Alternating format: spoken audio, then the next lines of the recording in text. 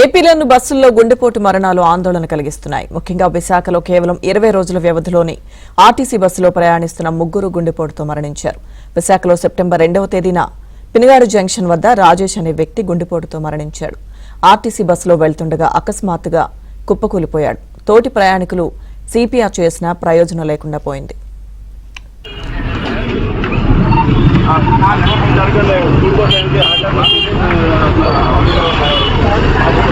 ఆయన ఖాళీ విరిగిపోయినట్టుంది ఒక కుర్రోడిది.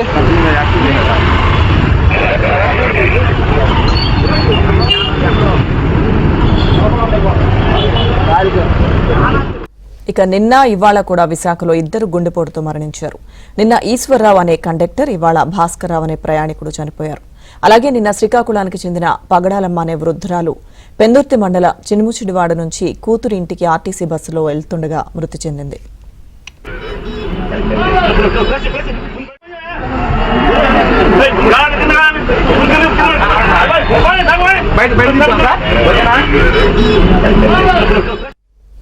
అటు విజయవాడలో ప్రైవేట్ స్కూల్ బస్సు డ్రైవర్ ప్రాణాపాయం నుంచి త్రుటిలో బయటపడ్డాడు. రామవరపాడు నుంచి గుణదల వెళ్తుండగా స్కూల్ బస్సు డ్రైవర్ కు ఒక్కసారిగా గుండెపోటు వచ్చింది. దీంతో స్కూల్ బస్సు మొదట వాహనదారుని ఢీకొట్టిన తర్వాత అదుపు తప్పి డివైడర్ను ఢీకొట్టింది. అక్కడే ఉన్న ట్రాఫిక్ పోలీసులు సకాలంలో స్పందించి బస్సు డ్రైవర్ కు సిపిఆర్ నిర్వహించారు. అనంతరం డ్రైవర్ను ఆసుపత్రికి తరలించడంతో ప్రాణాలతో బయటపడ్డాడు. మరోవైపు స్కూల్ బస్సులో ఉన్న 30 మంది విద్యార్థులు కూడా ప్రమాదం నుంచి బయటపడ్డారు.